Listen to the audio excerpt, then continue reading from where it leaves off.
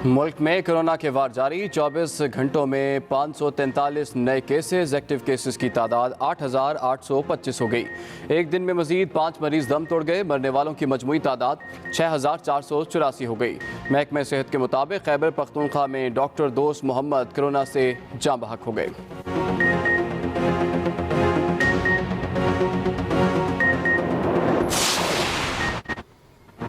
कराची में corona cases में इजाफा। जिला गरबी में एक ही यूसी से 22 अफराद में वायरस की तस्दीक।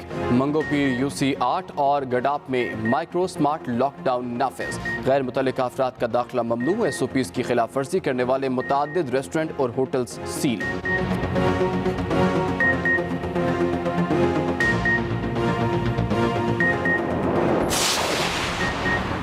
इस्लामाबाद एहतसाब अदालत में तोशा खाना रेफरेंस केस की समाअत। साबिक वज़ीर-ए-आज़म यूसुफ फज़ल गिलानी अदालत के रूबरू पेश। आसिफ ज़रदारी अब्दुल गनी मजीद की अदालती हाजिरी से इस्तिस्ना की दरख्वास्त। अदालत केस की समाअत 11 बजे तक मुलतवी करे। मुआवन वकील फारूक एश नाइक की इस्तदाद। तोशा खाना रेफरेंस की समाअत में 11 बजे तक वक्फा कर दिया गया।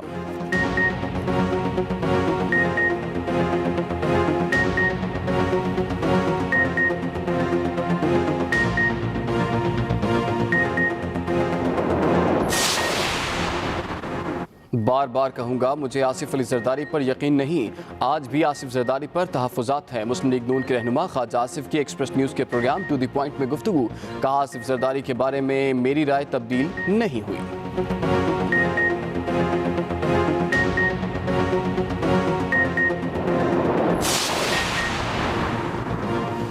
नवाज शरीफ का हुकूमत के खिलाफ जिद्दोजहद मजीद तेज करने का ऐलान। मुस्लिम लीग नून की सेंट्रल एग्जीक्यूटिव कमेटी इजलास में साबिक वज़ीर-ए-आज़म बोले, जो कुछ हो रहा है उससे हमारे जज्बे मजीद बड़े हैं।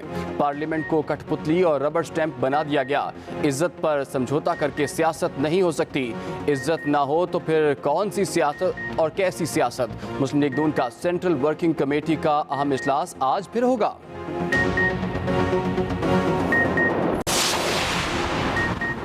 CPEC मंसूबों से पाक चीन ताल्लुकात को नई जहत मिली है। चीन की तेज़ रफ्तार तरक्की सब के लिए रोल मॉडल है। वज़ीर आला पंजाब की अवामी जमहूरिया चीन के कौमी दिन पर चीन की हुकूमत और अवाम को मुबारकबाद। कहा, चीन पाकिस्तान का सबसे ज़्यादा बाएतमाद दोस्त मुल्क है। चीन आजमाइश की हर घड़ी में पाकिस्तान के साथ खड़ा रहा है। इनकम टैक्स रिटर्न जमा करवाने की तारीख में 8 दिसंबर तक तौसी। नए नोटिफिकेशन के मुताबिक 30 सितंबर तक रिटर्न जमा ना करवाने वाले अफराद और कंपनियां 8 दिसंबर तक रवा साल के टैक्स रिटर्न जमा करवा सकती हैं।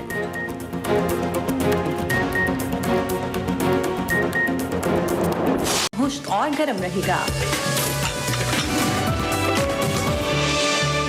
Welcome back once again. Second hour में आपको खुशामदीद कहते हैं। आई होप आप एक्सप्रेसो एंजॉय कर रहे हैं और साथ साथ लाहौर का मौसम भी जो कि थोड़ा सा तब्दील हो गया। हवा थोड़ी बेहतर हो गई। लाहौर के मौसम के साथ साथ लाहौर की जो हिस्ट्री है उसको भी एंजॉय कराना हम आपको बिल्कुल नहीं भूलते। हमारी साथी एंकर हिना न्याजी शाही किले की सैर करवा रही है। हिना से देखते हैं क्या दिखाने वाली है आज।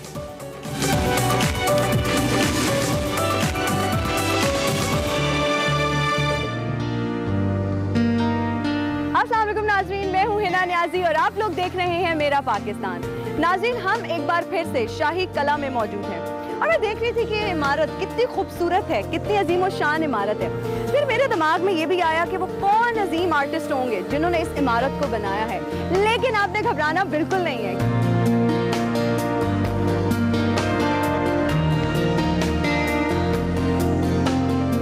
रिजवान साहब, अपने काम के बारे में कुछ बताइएगा, आप क्या करते हैं? मैं ये मोज़ैक टाइल का काम करता हूँ। इसे उर्दू ज़ुबान में या हमारी ज़ुबान में काशीकारी कहा जाता है। अच्छा, ये मोज़ैक टाइल है। हाँ, इसमें 7 कलर होते हैं। ठीक है, ठीक है।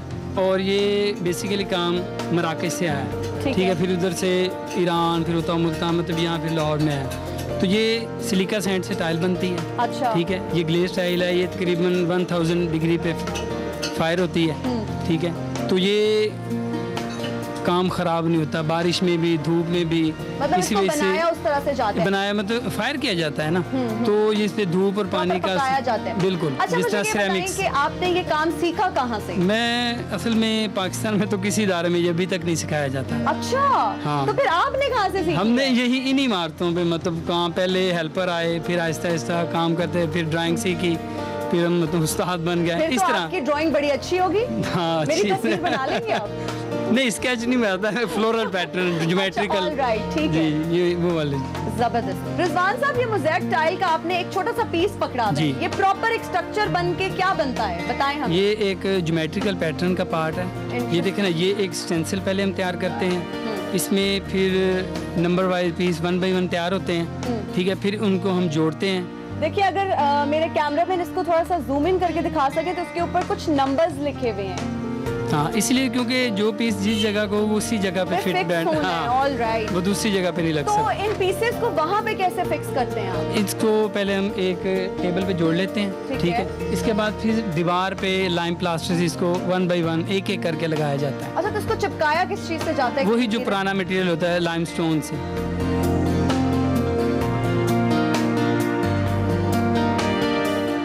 सर, पीछे टाइल्स बनाई जा रही है, मुझे ये बताएं कि यहाँ पे आप क्या बना रहे हैं? ये हम जाली बना रहे हैं। अच्छा, जाली किस जी, तरह से जी। बनाई जाती है, इसके बारे में थोड़ा सा बताएं ना। ये इसको पहले हमने ड्राइंग की है, ठीक है, तो फिर इसके ये सुराख निकाल के फिर इसको हम हाथ से सारा इसको लिखा, ड्राइंग तो- सारी हाथ से की है। नहीं तो ये बनाया किस चीज पे जाता है ये स्ट्रक्चर? पहले पेपर पे? जी, पहले नहीं, पेपर हमें वो ड्राइंग देते हैं ना, फिर उसकी हमने ऊपर खुद ब खुद उसको लिखते हैं इसको। अच्छा, इसके ऊपर लेकिन मुझे कुछ जी, लिखा प्रकार- हुआ नजर नहीं आ रहा। वो लिखा हुआ जो था, ये आपको लाइन देख रही है ना, जी जी जी। ये लाइन नजर आ रही है, ये लिखा हुआ था, इसके साथ फिर हमने सुराख निकाल कर फिर इसको हम जालियाँ बना रहे हैं। ओके ओके, जी, जी, ठीक है ठीक है। अच्छा सर, मुझे ये बताइएगा कि किस मटेरियल से बनाया जाता है? ये मार्बल है, मटेरियल नहीं, सिर्फ ये हमारी छैनी है। छैनियाँ? जी जी। छैनियाँ किस चीज के लिए इस्तेमाल होती हैं? ये इसके सुराख बनाने के लिए, ये सारा डिजाइन कर डिटेलिंग के लिए जी, जी, इस्तेमाल जी, होती हैं। जी, ओके, जी, जी, और इसमें क्या डिफरेंट कलर्स भी होते हैं या ये इसी तरह वाइट ही रहेगा? ये वाइट ही रहेगा, ये उसका ओरिजिनल कलर है। अच्छा, ओरिजिनल कलर जी, इसका सेम ये ये है। इसी तरह ही रहेगा। ठीक है, जी। ठीक। अच्छा सर, मुझे ये बताइएगा कि एक खिड़की को बनाने में कितना टाइम लगता है और ये कैसे आप इंश्योर करते हैं कि जो खिड़की ऑलरेडी वहाँ मौजूद है ये सिमिलर हो, उससे मिलती जुलती हो, जी, तकरीबन या बिल्कुल वैसी ही हो? इसको बनाने में तकरीबन 10 से 15 दिन लग जाते हैं। अच्छा, ठीक ठीक है। है, और ये सेम वही चीज है, उसका तरीकाकार भी वही है, जिस तरह उन्होंने पहले पुराने तरीके से काम किया है ना, उसी तरीके से काम हो रहा है ये। अच्छा जी, हाँ, से 19-20 का भी फर्क नहीं होता? नहीं, कोई फर्क अगर मैं नहीं। जाके पुरानी वाली देख लूँ और नई वाली देख लूँ तो डिटो सेम है? डिटोल, ये आप इसकी तस्वीर आप ये देख लें, ये पुरानी वाली की तस्वीर, हम सेम वही चीज बना रहे हैं। अच्छा, ओके, जबरदस्त जबरदस्त। ये पुरानी वाली की तस्वीर। ठीक है, और ये ड्रॉ प्रॉपर पेंटर्स करते हैं, आर्टिस्ट करते हैं? जी, जी, जी। ठीक है। ये प्रकार के साथ बनाते हैं, सेम एक ही साइज के खाने हैं इसके, ये सुराख जी में। जी जी जी जी बिल्कुल। जी अच्छा, लेकिन मुझे साइड से छोटे लग रहे हैं और दरमियान से बड़े लग रहे हैं। जी, इसका आप कह रहे हैं कि साइज के हैं? नहीं नहीं, ये साइड वाले ये हाफ होते हैं, ठीक है, ये हाफ आएंगे। ओके जी, ये हाफ है, और इसका ये चौथा हिस्सा आता है, ये पूरा है। जी जी जी जी जी जी। साइड ओवर जो से ना हाफ आएंगे। जबरदस्त भाई, बड़ा सिंक्रोनाइज्ड और बड़ा अच्छा बना हुआ है, बिल्कुल।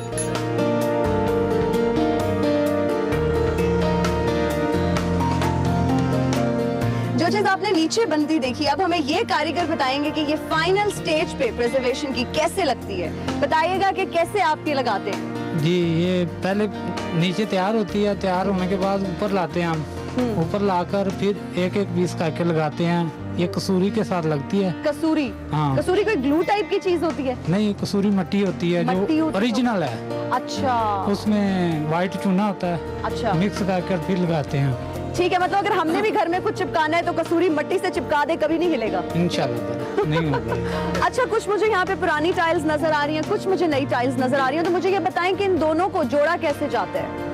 वो ही बता रहे हैं कि ये पुराना है और ये पुराना है और ये नया जी। है, और हमने इसकी ड्राइंग की है, उस हिसाब से हमने इसे आगे बढ़ाया है।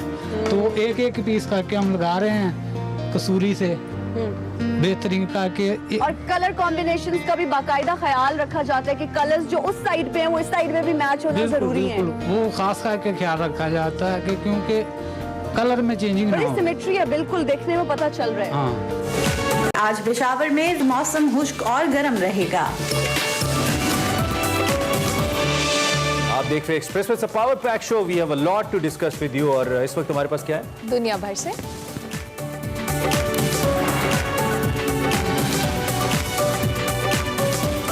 जनाब, दुनिया भर से इस वक्त सबसे बड़ी खबरें दो हैं। एक तो अमेरिका में होने वाले सदारती इंतखाबात और उसके अलावा अजरबैजान और अर्मीनिया के दरमियान जारी मुतनाज़ा इलाके पर जंग। इन दोनों मौज़ूआत को हम कवर करने की कोशिश करेंगे।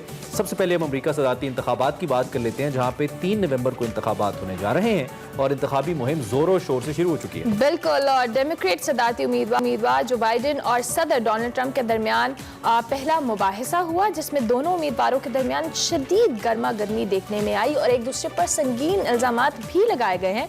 पहले मुबाहिसे में जो बाइडेन को 60% अवाम की हमायत हासिल रही, जबकि डोनाल्ड ट्रंप को 28% उनके हक में राय दी गई। और ये हवाले से कि 3 नवंबर को ये इंतखाबात होंगे, इस पर हम डिस्कशन करेंगे। बिल्कुल, इस पर हम डिस्कशन करेंगे और विद दैट जैसे कि मैंने आपको अर्मीनिया और अजरबैजान का भी बताया, वो भी हमारी गुफ्तगू का हिस्सा रहेगा। मैं इस हवाले से भी कुछ फैक्ट्स आप तक पहुंचा दूंगा, लेकिन फिल वक्त हमारे साथ नवीद हुसैन साहब मौजूद, जो कि एडिटर एक्सप्रेस ट्रिब्यून है, इंटरनेशनल अफेयर्स के एक्सपर्ट भी हैं। उनकी जरा एक्सपर्ट ओपिनियन इस सारी सूरत हाल पे जानते हैं। थैंक यू वेरी मच हमें ज्वाइन करने के लिए। साहब, हमें ये बताइए कि पहला मुबाहिसा भी हो गया, 3 नवंबर को इंतखाबात भी हो रहे हैं। बज़ाहिर ऐसा लग रहा है कि जो बाइडेन को बर्तरी हासिल है डोनाल्ड ट्रंप के ऊपर, और डोनाल्ड ट्रंप जो अपनी मकबूलियत खो रहे हैं, खासतौर पे जॉर्ज फ्लॉयड वाले मामले के बाद और दीगर कुछ उनके बयानात की वजह से। आप कैसे देख रहे हैं अमेरिकी अवाम के इस दफा माइंड सेट को इस मामले में?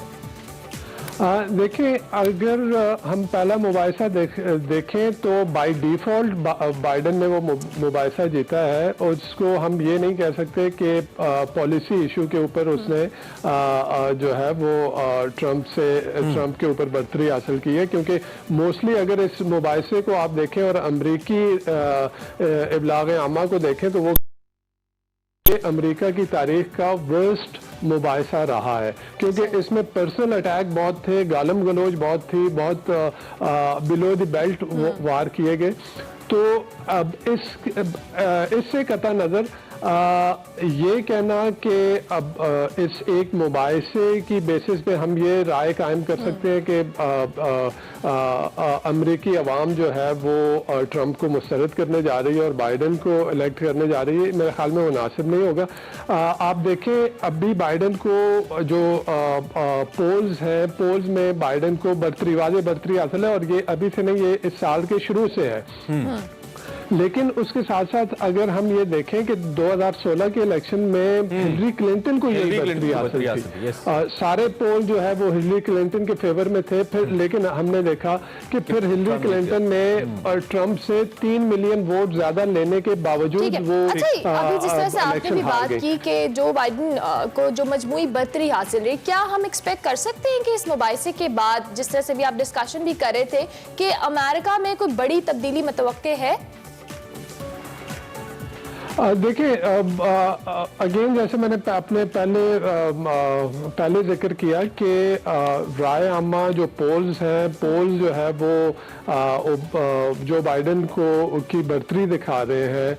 लेकिन अगेन फिर वो होता है कि जैसे सिंस ये इलेक्टोरल कॉलेज जो है वो पिक करता है, वो इलेक्ट करता है प्रेसिडेंट और वाइस प्रेसिडेंट, तो ये मोस्टली जो कैंडिडेट्स हैं ये स्विंग स्टेट्स की तरफ जाते हैं। मेन बैटल ग्राउंड स्टेट्स तो वाज़े होती हैं, लेकिन स्विंग स्टेट्स की तरफ ये जाते हैं। तो यहाँ पे भी मुझे ये लगता है कि ऑल्दो के ट्रंप जिस तरह से उसने पेंडेमिक को हैंडल किया, इसके ऊपर बहुत सारे क्वेश्चन रेज किए गए। इसी से अगर आप ओवरऑल भी उनकी रैंकिंग देखें, मार्च के अंदर जब पेंडेमिक स्टार्ट में था, उस वक्त जिस तरह से हैंडल किया गया और उस वक्त की जो ओपिनियन पोल्स आ रहे हैं वो ट्रंप के हक में थे। लेकिन जैसे जैसे जो है वो पेंडेमिक जो है वो केसेस बढ़ते गए, तो उसके साथ साथ ट्रंप ने जिस तरह से हैंडल किया इस कोरोना वायरस पेंडेमिक को, उसके ऊपर सवालात उठने लगे। But at the same time हो सकता है कि ट्रंप एडमिनिस्ट्रेशन उस इलेक्शन डे से पहले वैक्सीन मार्केट में ले आए। अब वो वैक्सीन अगर आ जाती है इलेक्शन डे से पहले, तो हो सकता है कि ये ट्रंप की जो वोट है वो ट्रंप के कह रहे हैं कि कोविड के ऊपर पॉलिटिक्स करने की कोशिश की भी है ट्रंप ने, करेंगे भी, लेकिन मुझे नहीं लगता कि उनकी फेवर में जाएगा, एज यू सेड। अच्छा, टाइम कम है नवीद साहब।